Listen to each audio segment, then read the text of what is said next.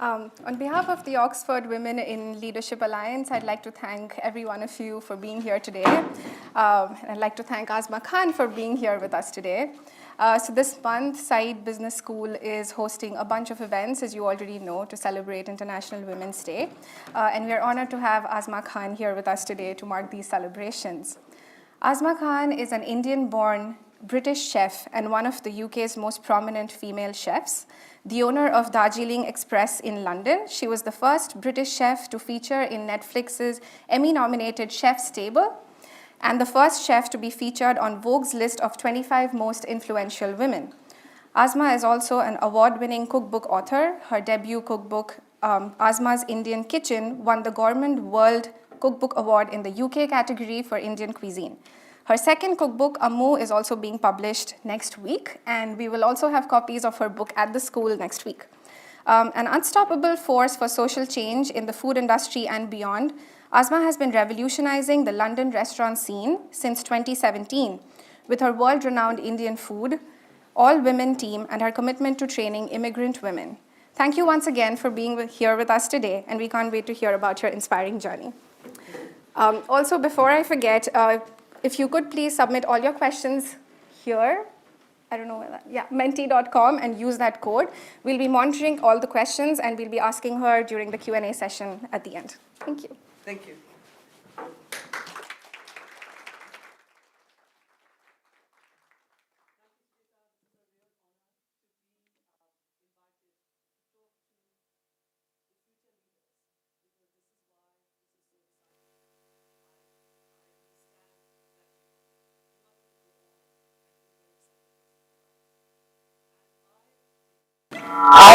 Sorry, is it okay?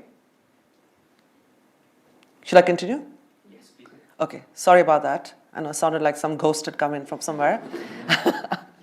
My inner ghost speaking up. I studied law. That was my second degree. My first degree was in Calcutta. I did history and politics.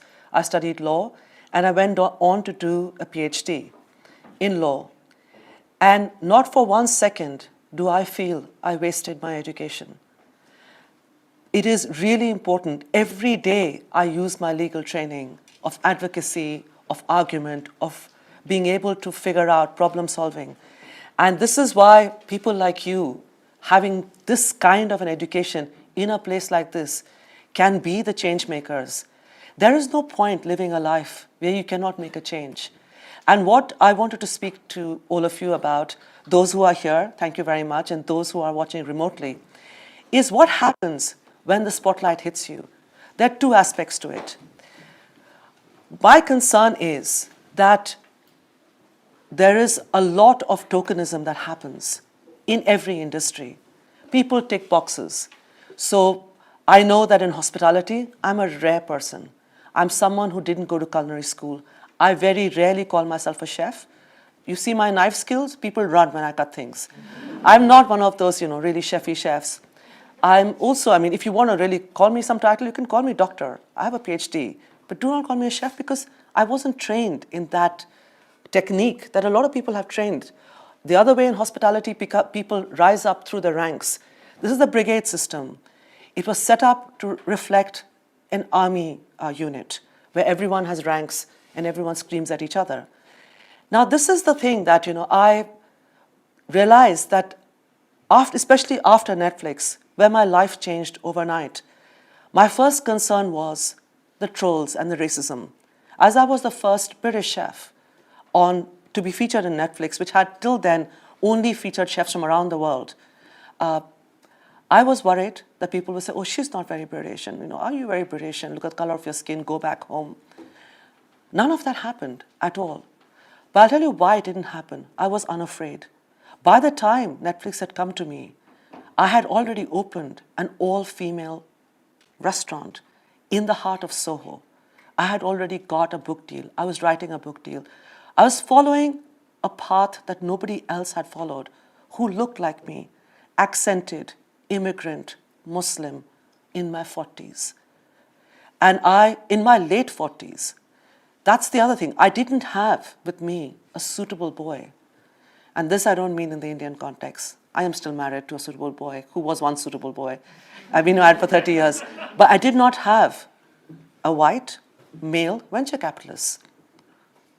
And in hospitality, I've said it all along, with a Russian accent in most cases, where so much money came in from outside, the money, so everybody would ask me, who's financing you? Nobody. This is my children's trust fund. This is how I started my restaurant. I didn't want to be chained to someone because I didn't want to owe anyone anything. This gave me the freedom to be free. This is not a luxury all of you will have. You will go into institutions, you will have to follow rules. But if there is within you that desire to make a change, to actually have an imprint and leave that imprint, I often tell my mother, and it's always hard in Asian context to talk about death, but I always tell her this, that my legacy will be that when I die, I want women to come to my grave and say I changed their lives. I showed them that they can be anything, that they can be free. This is what I'm building my entire life on, leaving a legacy. And now that I have the spotlight, I have all of you in this room speaking, I can speak to this audience of highly educated future leaders. But it's also this opportunity where, I have a chance to be on television, I get interviewed, I'm working very closely with the Mayor of London, I'm on his business board. I get a chance to actually meet people who are interesting, who are powerful, who can make a difference. Every time, my aim is to clear the pathway for the people coming after me. Because it is so easy for them to say, oh, she's someone everyone recognizes. Let's tick a box and bring her in. And the problem is, what happens to the other women in hospitality? You do not hear of Black African, Afro-Caribbean, chefs, female chefs. Why? You don't see women of other ethnicity being promoted. That this is deeply problematic for me. And I take it on as one of my missions, that I have that chance. I am on stage, as I am on stage now. The spotlight is on me. I can talk about myself and my achievements and my story in a very abstract way. But the reason I'm telling all of you my story is because I want you to know that you can be very different, that you can be so unique, and the world will know your name. And that is what is really important. Not to follow the path. I'm from Calcutta, I'm half Bengali, but when it comes to poetry and drama and melodrama, I'm completely Bengali. And those who are Bengali will know what I'm talking about. But there is a poet from my land who won the Nobel Prize, Rabindranath Tagore, and he wrote this poem where he talked about, I'll just say the word, this is akla chalore, walk alone. And this is a very powerful thing. If you try and follow the path that so many have taken, you will be successful, you will be powerful, you will make a change, but be brave.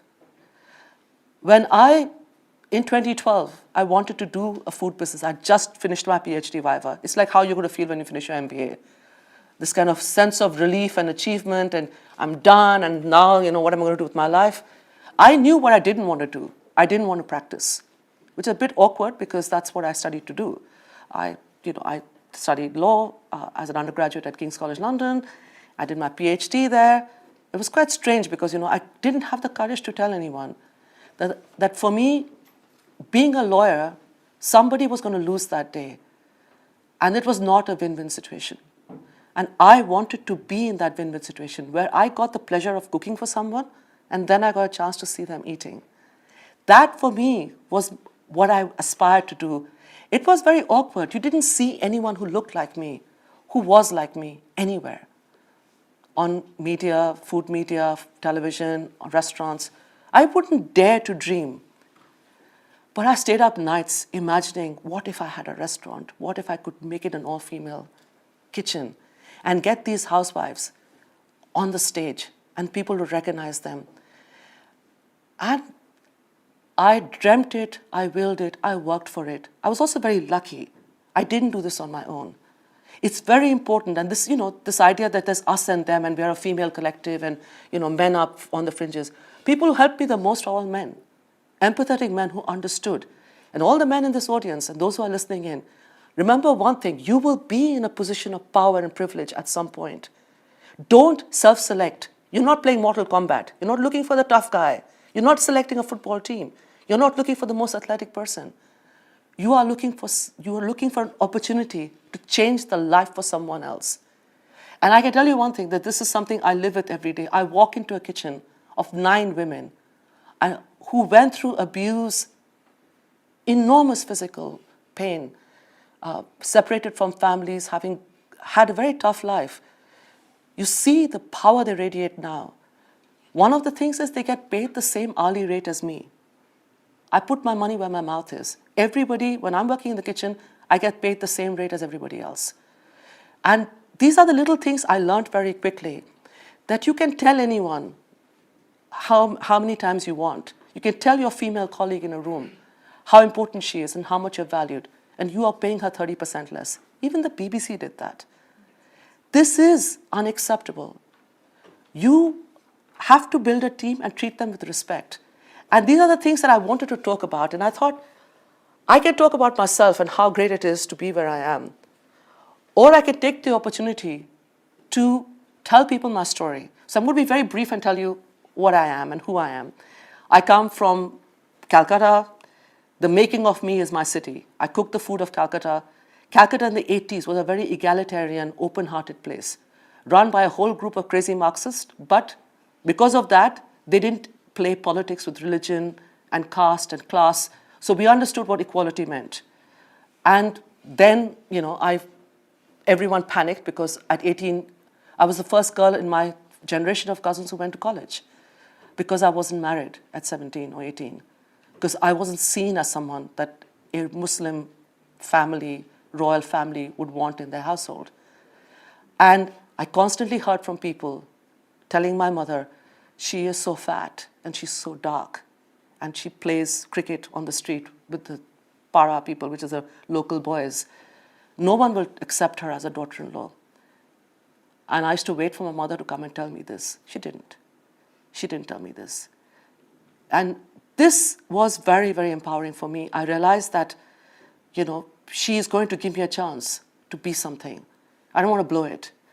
And when nobody wanted to marry me, I told her, listen, no one's going to marry me. Can I go to college? And she said, yeah, you can go to college.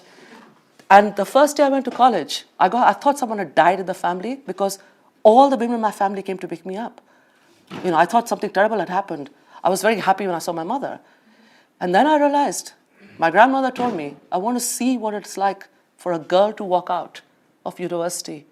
I want to see what it's like, my own blood, to have come to college. That is where I started. I understood that you can be different, you can be brave. And I did my degree, and then miraculously they found a boy who was willing to marry me. And he happened to be an academic he was teaching at Cambridge, a professor in law, in economics. And I thought, great, I'm going to marry an intelligent guy. He was also very laid back, said, I don't want you to learn how to cook. I can cook. Was a terrible cook, didn't tell me that. I hated Cambridge. I absolutely detested it. It was so cold. I moved in January. No one told me January is like the worst month in the whole universe to be in England, especially near the fence. It was damp, it was cold, there was no heating in that college room. Anyway, it was all miserable. But I still wanted to make a go of it. And I cooked because I couldn't change the climate, the person I married. He was very different, very English culturally from me. Couldn't quite understand where I was coming from. I didn't want to tell him anything because he was the only person I knew. And I thought, oh my God, and this is 30 years ago. Now you can Skype your dog in Delhi, but 30 years ago you had to write letters. It was very expensive to fly, very expensive to call. From that point of loneliness and complete sense of feeling uprooted, I remember this, and I'm telling you this because you will have this moment in your lives, not this, but this sense of being disconnected, not belonging, feeling that something is not okay. I remember I'd never in my life seen trees without leaves. I come from Bengal, where the greenery is incredible. And I've walked and I touched the bark of the tree. It was so rough, so dry. The tree was completely naked. And I thought, this tree is never going to have a spring. I was never going to have a spring. I imagined that I would be in this raw, open space, unloved and unwanted, then nothing good would happen to me. And I stood there and I thought, this is how it is. And then spring came, and I saw the same tree. And I realized that, I cannot just allow what has happened in my situation to crush me. I will rise. I'll become something incredible. And my dream was that everybody would know who I am. And when things changed and I learned to cook, I started in my own house, behind my husband's back. He's a boring professor who, if I told him I'm calling people to his house, would have keeled over and died. So I thought, fine. He is not aware. He's going off to Africa on study, leave, whatever. Fine, he won't know. And he didn't know. This is not, I lied. I just didn't tell him. And I did the supper clubs in my house. Eventually, everyone found out. The kids complained. I got kicked out of the house. I moved to a pub where I was very unsuccessful, extremely unsuccessful. I used to make samosa, and can you imagine, people didn't want to eat free samosa because then they would feel obliged to eat my food. And I would give these guys free samosa, and they all look like, absolutely, tattooed guys with Harley Davidson. It was a very rocking pub in Soho. They used to stare at me and say, we don't want your curry, love. And I used to feel like, why is he being so mean to me? I'm giving him samosa for free. It's not curry, first of all. But I wasn't going to, he just would not take it. And then something unexpected happened. You had Faye Mashler, the Evening Standard food critic, came in, wrote a great review. This guy, no curry, love, queued for 2 hours for a table. And I didn't bill him. I told him, I know why you can bill. I said, never do this. How much would it have hurt you to have taken that food? I gave it to you for free. I now rise, and you will watch my rising. And he does still come to my restaurant. He doesn't get a table, but he comes to say hi. And I think that this is quite important, that I wanted you all to hear my story. Not because I want you to be like, oh, this is great that she's got where she has. I want you to know this is going to be your story too. You do not have to follow the path chosen by peers, by your own internal aspirations of where you see yourself. I think the pandemic has been quite good because in that silence, a lot of my friends realized that they wanted to do good for others. They wanted to do meaningful things. And making money, becoming, a successful entrepreneur, setting up, a startup and doing something really crazy, you can do all of that. And you can also make a difference to people's lives.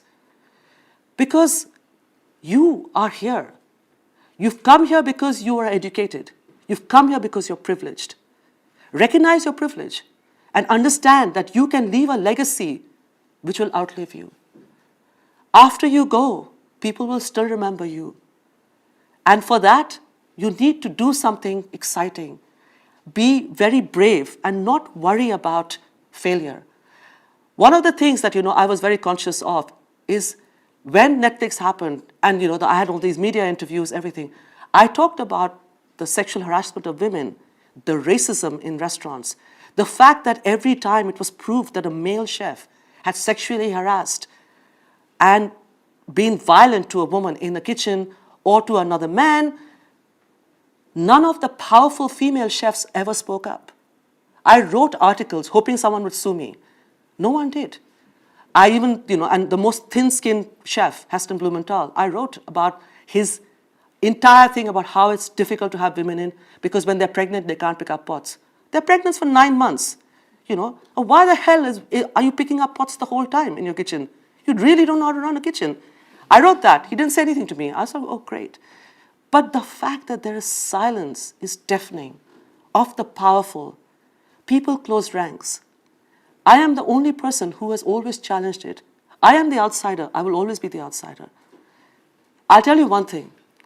It's great to be part of the kind of, the it crowd and everybody is doing the same thing and everyone knows each other.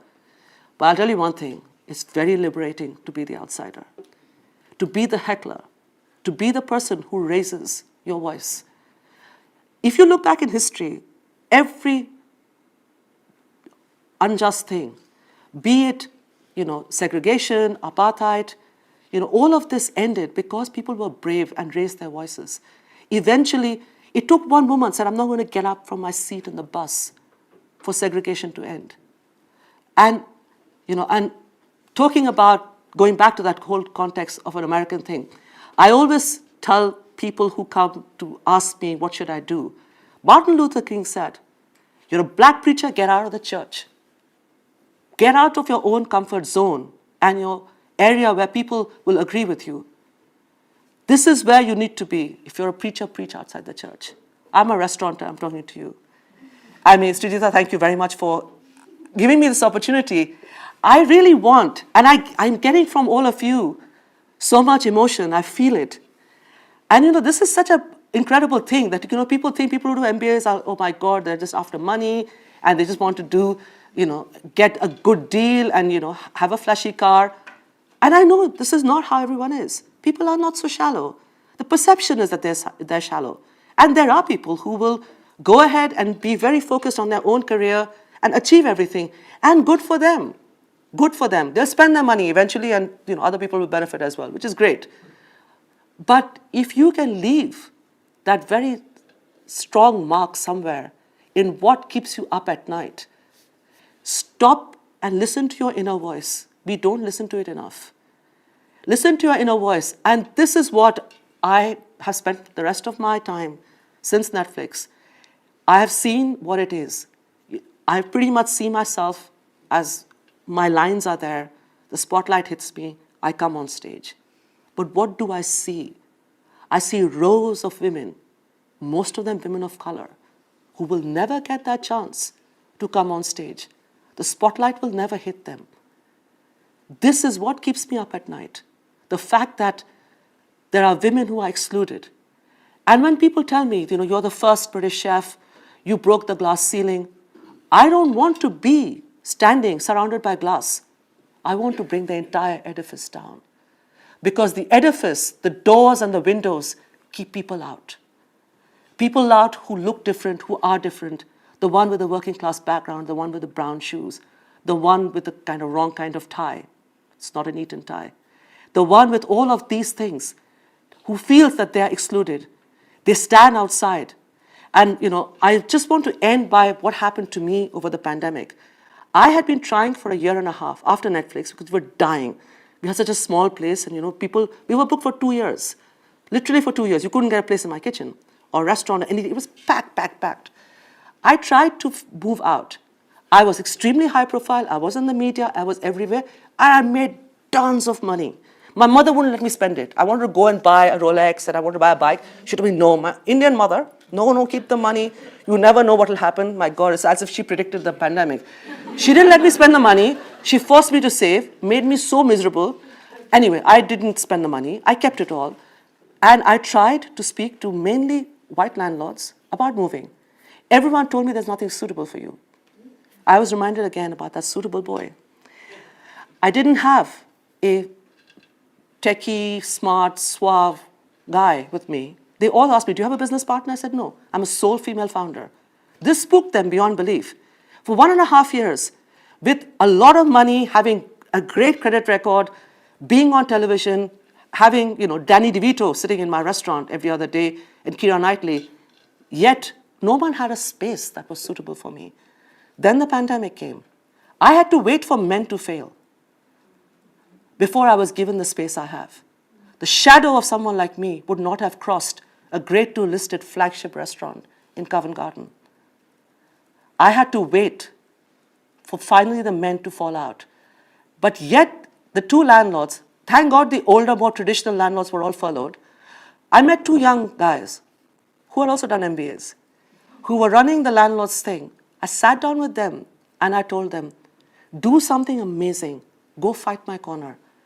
I said, go and tell them that I will make it successful. I will make it work. You do something that will be so significant that every time you pass, you see my restaurant full, you will feel this is your achievement, not mine. Anyway, these boys went and fought. And the last thing I told them before they went in, I went there, I'm very Indian, I went along with them to the meeting, stood outside, gave them chai, and gave them lots of things of all the, big, there's a thing, when you're Indian, you have, all of us have grown up watching Bollywood. We know how to do this impact scene. So I told them that, this is what you have to do. And the thing that I told them, which is absolutely true, I said, now the chessboard is clear. Every chess piece has fallen in the pandemic. But now I come back as queen. You're going to give me the biggest place that is there in Covent Garden, and I have it right now. I said, go and tell them, we're going to make her the queen. Put her in the best space. Because, I say this with no arrogance, I deserved it. I deserved it, and I deserved this opportunity to highlight what it is to be a female and cook. Because when you just step back and you look at the bigger picture, I am the only female-founded, all-female kitchen cooking Indian food at this level in the world. The only other place where you find all-female cooking is, in a shrine in Nizamuddin in Delhi. There's a restaurant called Suruchi. This is like female collectives, like charities that work with, women collectives working at that level. The average bill of a person who is in my restaurant is £125 per head. And the food is cooked by housewives. But when you look at the fact that in every home in India, Pakistan, Bangladesh, Sri Lanka, Nepal, it's a female cooking or female in charge of the food, how is it that in every restaurant that is mid-level or high level in the East or in the West, it is a man in charge? Who took away the spotlight from us? We are the nourishers, the custodians of family recipes. We should have been all-powerful. But in my culture, women eat last, girls eat least. We serve the men. Our food is very feudal. Who is making the hot chapati and serving? Our food is not meant for equality. Our food is to be served. Who is serving the food? I want us to be paid. I want us to be recognized. I want us to be celebrated. And this is why this is a battle cry for equality. And if someone had told me 4 years ago, 5 years ago, that at some point I'll be speaking here to all of you, or I would be on television, or I would be someone powerful, I wouldn't have believed them, because I didn't see anyone who looked like me, accented, immigrant, doing this. And now, in my supper clubs, when a lot of people come, I always speak to my customers, and I tell them, do not separate culture and food. You cannot have the tacos and not have the Mexicans. As an immigrant, I will tell you one thing. You cannot have my food, you cannot play my music, you cannot buy my clothes if you do not talk to me. If you don't sit on the table and eat with me and break bread, I will not allow you to take away the easy parts, which is my food, my culture, my music, and use that. And yet you don't want to have this difficult conversation about empire, about colonialism, equality, discrimination, and gender bias. I won't let you do it. So, pretty much like what you guys are, my captive audience, my restaurant, they wait for 2 years to come and have biryani. I personally serve every table, and I clean their plates, and I go and talk to everybody. I've used my time and my space and the spotlight to highlight those who are not here. And I think this is really important that, you will become very powerful. You will become incredibly successful. That's given. This is what you've been educated to do. You've all had great opportunities to go to places well known. But remember this, that your legacy will not be that you will promote it and, you got the company car, or that you're in a very posh office. Your legacy will be much deeper. This is something I hope that I light, and I feel this with a lot of you in here. I want to light that fire inside you of being the change maker. That spotlight you carry inside you. And you can then turn it to the marginalized, the people who are unsung heroes. You can move your spotlight that is within you to all those people around you and give them the day that they can speak their lines. It should not just be you on stage. Thank you very much.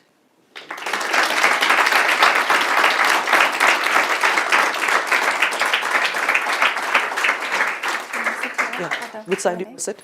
Any side is fine. Okay. Just a reminder to drop in your questions here for the Q&A.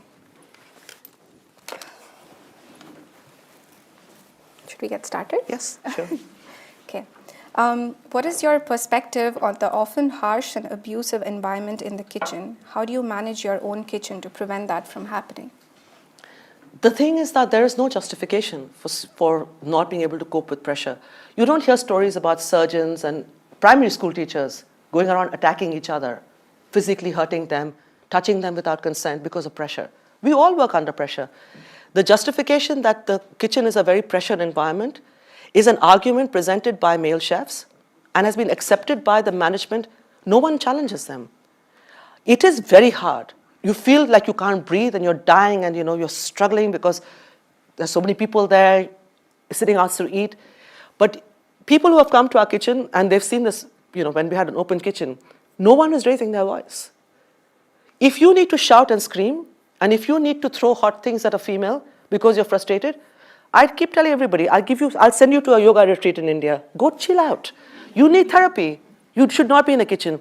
It is very hard. And in our kitchen, we have 9 people. No one would dare shout. There's a lot of singing that happens. Constantly they're singing. It's very relaxed. At the moment, we have 2 pregnant women in our kitchen. And they feel safe. They feel absolutely nurtured.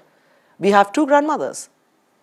It's a space of great joy and respect. And I don't think that, I don't understand how these toxic kitchens, their food is celebrated. Use your money, okay? Don't go to restaurants where the chef is I wasn't going to say it, but the chef is not a nice person. Because, it is in your hands. And I have taken on Michelin and told them, take the stars off these people. How are you celebrating this most beautiful plate where behind the walls that you do not see is the tears of a woman? And the racism and the homophobic abuse in kitchens is really hard. It is unacceptable. I think that just keep calling it out because those who are doing it are silent and they're powerful. I'm not willing to die till I actually make a difference. So I keep calling it out. But yeah, there's no reason for a kitchen to be aggressive, toxic place. Absolutely. After Netflix, how did you find people who were genuinely interested in working for you, not just because of the publicity you could bring for them? That's a really good question. No one's asked me that. That's why when you're talking to MBA students, they kind of... I have got it wrong. Where you realize that people don't think... They think it's very different, and every day they're going to have Paul Rudd and Dan Levy at the restaurant, and this kind of people who do... It's a problem. It's a huge issue. There's no answer to this. I am still learning how to try and work it out. But this is a great question because actually no one asked me this, but I work with this every day and trying to figure out, how to find people who are genuinely interested. But in the kitchen, this is still the same team who started with me in 2012. The kitchen is pretty much rock solid. And they dominate and hassle me all the time. They're very, very tough women. They give me a hard time. But with everything else, I have got it wrong quite often, but I learn from lessons. Okay. This one says, I am a buyer and interested in knowing any specific barriers you faced during active negotiations with vendors or investors as a woman of color. What strategies did you use to overcome them? I can just give one example of what happened. I had to pitch for the restaurant that I had first in Soho, whole room of white people in suits. And I come from a legal background, but I don't know how to do profit and loss. I was given a piece of paper and memorized it, how to explain, because you have to present your business plan. And so these are things that, men who have had a financial background are better at. As a woman of color, I had not done of this. Not saying the women of color cannot do this, but I could not. I twisted it and I worked to my advantage. I changed the timing of my presentation to be lunchtime. And I told them I will provide lunch. I got my entire team to come and fry samosas. They had kebab and biryani. Nobody asked me any questions. So as, and I got the lease. I got the lease. When we were leaving, the women said, we'll get it. I said, see, everyone was standing when we left. Everyone was still standing. When we left, I said, so it is, this is just a thing about what happened with me. Bias is very strong. If anyone thinks the bias doesn't exist, the shutters come down and you see it. And I face it every day, despite where I am. It's very hard. But now, both my landlords have understood one thing, that never underestimate Indian auntie type, we will, in the end, always win. Because we just know how to, negotiate. When you grow up from a big family too, it's very hard. You just need to actually be super confident. Don't sell out. So when you are with people and you feel the bias, call it out. Don't be afraid. You do not need that contract. But they will be, you will not get it.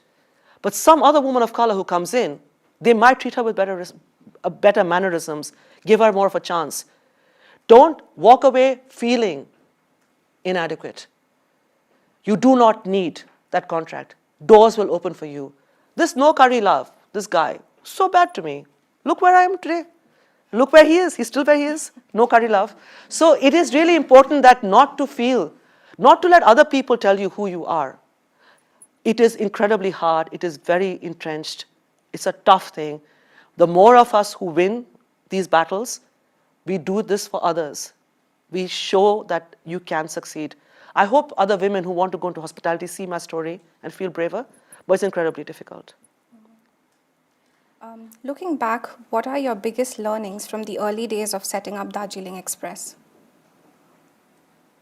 Crushing sense of failure. It was very tough. I'd never run a restaurant before. I hired a very crack team of all men, all from a very nice restaurant.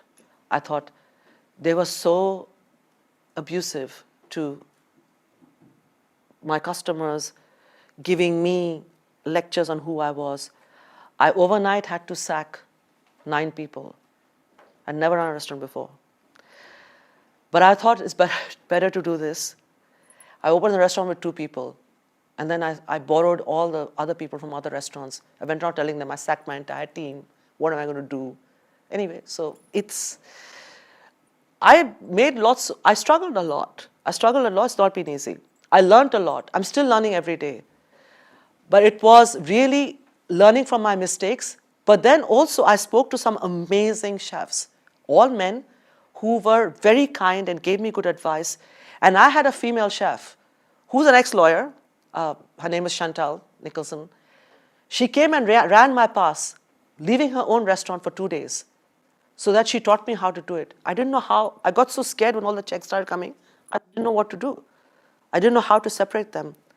So I learned everything. I looked at YouTube videos on how to run a restaurant. They're all rubbish because they don't tell you how bad it is. And it is really, I was like, your whole life was falling apart. You couldn't manage. I struggled a lot. Now I'm very good. I now can cope with all the stress. But at that time, I didn't know what to do. I was really struggled. And don't be scared and don't be put off. Really, I can't tell you. I really want you to know. I was really bad. I made lots of mistakes. Lots of people screamed at me. They ate the food and left without paying because I took so long to give them the food. But I got better. You will also get better. So, it's not easy. It's not easy. I struggled a lot in the beginning. And related to that question, how did you transition from a home cook mindset to a chef or business owner mindset? And what was the hardest part? I think learning about the finance was quite difficult because when I started working in the pop-up in the pub and then when I opened my own restaurant, I priced things according to what I think I should pay for it, which was not very profitable. And I didn't make a lot of money in the beginning because I was so scared. I felt insecure. I didn't think that people would pay for my food. I wanted to be at least £2 cheaper than my neighboring fast food joint, which was like really cheapo place. But I lacked confidence. And this harmed me. So when I put my prices up, I got a lot of backlash. This is very important for you to remember. Don't underprice yourself. It's tough. You need to have that inner confidence. I didn't. To have a rate and stick to it. Somebody will pay for that rate. Somebody will value you and buy your product or buy your idea or your app or whatever you're working at the price it deserves. Hold your head up high and be brave. I didn't do that in the beginning. Then I learned. I learned how to stand up and say no. My dal is worth £6. You can make it for free, your mother makes it for free, go home. But if you want to sit on my table, you pay £6 for the dal and that's my price. Yeah, I learned to say it. So you just have to be, say it. And stop undervaluing yourself. Because especially when you're a woman and you're a home cook and you feel that you're not good enough. I also felt I was not good enough for a long time. And then eventually I worked out that no, I'm good and I can be successful. And I'm not about myself. I would still have not been quite thing. I realized that I need to look good, look brave and look like I'm successful. I learned to say I'm successful in the mirror. I used to practice every day like an Indian film hero. I used to make the lines that, I'm successful. I learned to say this not for myself, for that woman of color in my audience who sees me saying I'm successful. But I struggled. I am scarred by hurdles that I hit and I fell. Yet I overcame. We don't run an equal race. I know that's not the question, but I just want to say it. Women of color do not run an equal race. If you look at the race that a white man is running, a white female is running, it's not the same race that we are running. How am I going to win? How will I win? Then I have to take it from within me. Switch on that spotlight. Be so strong. Set the world on fire. Because I'm carrying cultural baggage as well. I'm slowed down by everything, my community, my families, my mother-in-law, my everything. All of this dragging down, I don't look right, I don't look this. I say this all the time. Your power is not your dress size. It's whose life you changed. Do not focus on what your body looks like, the color of your skin or who you are. It's really who you can do. So all of this I learned, and I stopped thinking of myself as a home cook or as someone who's not trained. I kept telling myself, I'm so amazing, I'm going to be great, and I'll become very famous. And I did.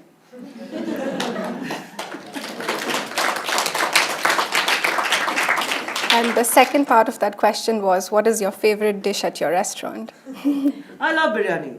I know it's very predictable. But if those who haven't come and eaten my biryani, please come. This is proper wedding biryani, not the rubbish that you get in restaurants. Where they fake it and they put stuff around. This is biryani with a huge pot. You can bathe in it, in that pot after the biryani is taken out. Come and have the biryani. I love biryani. And I can eat biryani morning, night. I just can eat it all the time. It's my favorite thing. Great. What role did your partner have in supporting you and your goals? The biggest role he had was he let me be. For all of you who will have partners and who have partners, this is a great strength where they let you be, because especially in the culture I come from, there's a lot of helicoptering, if you're a woman, by everybody in the family, by your husband, on you, where your success becomes their success. Your failure becomes, oh, I told you so, you're not good, you're just a housewife. He didn't say anything. I don't think he's read my cookbooks. And when people stop me on the street and say, oh, you're Asma Khan, they say, oh, how did they recognize you? I was like, this is just like this level. He's not on social media. So his biggest contribution has been not interfering in my life. I've been married to him for 30 years. He gave me the money when I was trying to raise money for my first restaurant, and I cried a lot. He told me, I'm so amazed that someone has made you cry so much. He gave me his entire life savings. He gave me £185,000. And he told me, just go with it. I can't bear the fact that he said, oh yeah, Rajput princess and all of this. Look at you now, you're sitting on the floor and crying. Because I didn't have the money. The guy was just messing me around with money. So yeah, he did give me the money, which I haven't returned. But it's fine. I told him I'll return it at some point. The pandemic happened, so he knows. So it's fine. And the thing is that this is my insurance policy. He's going to keep me at home now till I eventually give him back the money. But this has been very good for me, that he didn't interfere. And as you know, he's an economist, so he has lots of views on everything. And he's also an academic, which makes it even worse. Because he's used to, lecturing and talking to things. He doesn't try it with me. So yeah, it's great. I'm very lucky. Okay, thank you for sharing your story. You have definitely lit the fire. How do we get more women chefs in the top restaurants? What can we do? We lose. It's like a brain drain. We lose at the very early stage creative, soft-hearted leaders because they are pulverized, they're brutalized by kitchens. This whole idea that you have to move up the ranks, we don't have any ranks in my kitchen. Everyone does everything. Half the time I'm washing the pots because there's nobody there to do it. And I do it because there's no hierarchy. This whole idea of hierarchy and each one is watching the other and scolding them publicly, this public hanging that happens in kitchens in a very small, intimate space. I will never forget, there was a girl who was very, very, very thin, very small. She took her shirt off and showed me. Her chef had hit her so hard. She had, and she's Asian, so, we don't bruise that easily. The bruise on her, I just thought, if this is my daughter, what would I do? She couldn't go home in case somebody saw that he hit her so hard. She came to me just to cry. But of course, we put haldi. We put haldi on everything. Haldi is turmeric. Indian treatment for anything is put turmeric on it. But it's just so difficult. You're up against the tide, but I think that the media is a very big culprit. They idolize and celebrate shouty chefs who put 2 slices of bread on a woman's head and shout at her. This is all you see. So people don't see the kitchen. So this is what they think happens in every kitchen. So either the women who are fabulous decide not to continue with being a chef, or they go in and they internalize all this bullying and think this is how it is.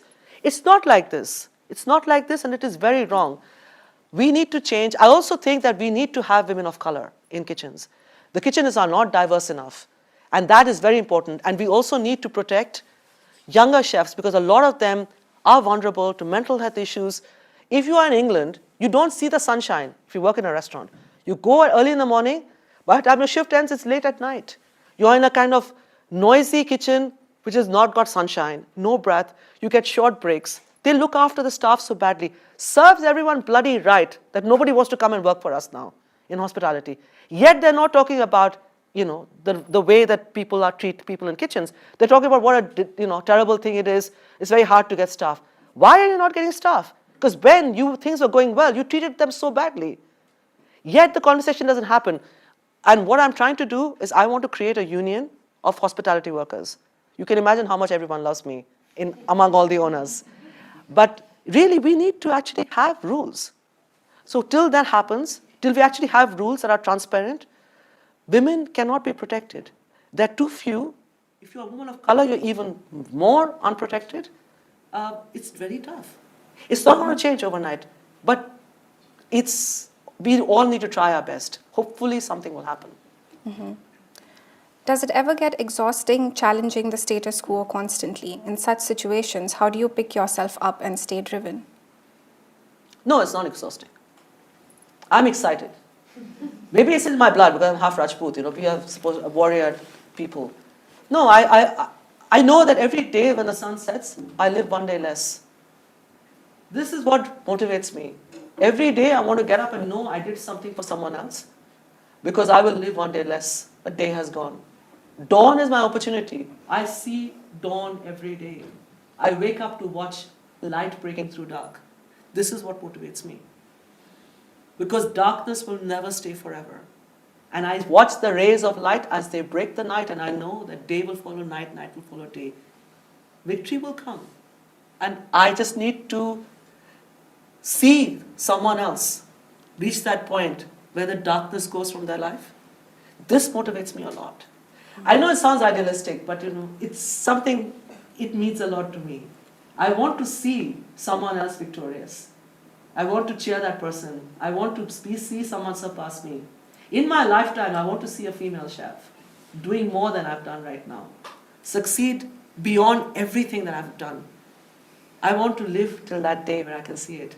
This is what motivates me, that I want to spread the light and hope that more people come forward and someone becomes very successful, and then it is the norm for a powerful female chef who has ethics, who has morals, who's unafraid. to speak up. I hope that happens. I want to see it.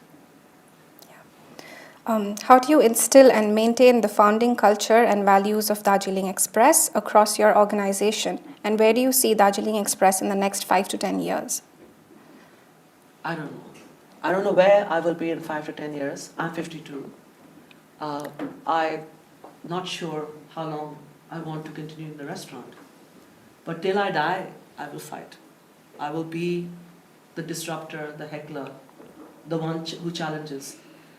That is through a restaurant, it'll be through a restaurant. But it is very hard, the first part of the question, which is to instill that ethos in everybody. I talk to my team every day. I work in my restaurant every day. So if people come to a restaurant, they'll see me. They're like, oh my God, we've seen you. I'm like, yes, I'm going to come and serve your table next. For me, I'm there all the time. I lead by example. I work very hard. I'm first in, last out very often. And I think so people who come in with the attitude that, this is just my job, I'm just going to be doing this bit, my God, they're not going to work. They don't last. So people leave because they find it hard to accept the fact that there's no hierarchy, that they're not the boss, that they're not all authority, that they're not the superstar. There's no stars in my kitchen. And I'm I stand on the shoulders of giants. These people who are in the kitchen, these women are the superstars. This is why Netflix, I asked them to show, for those who've seen it, who see my team, I asked them to show, and they said that 35 chefs before me, nobody asked to show their team. This is a 45-minute serial episode. Sure you want to show. How can I live taking the labor and credit of others? I said, not only will you show them, you will name them and name their village. The village that lamented the birth of these girls will see them on Netflix and know they're stars. That is very exciting. And so that is the ethos that goes through the whole thing. I bring my team forward. I give them the space to say things. Our meetings are quite exciting. Right now we have too many Pathans, so they get into fights. Pathans are from Afghanistan. So they get into big arguments very easily. They've also now stopped arguing. We play cricket. We do things that are, we chill out. Everyone understands that they're all equal. And I work as hard as everybody else. And I think that matters. That's how the ethos is, permeates through the whole system. We do have a lot of questions in here, but I think in the interest of time, we'll just close with one last question. And we do have a networking event after this, so please feel free to talk to Asma Khan yourselves and ask your questions.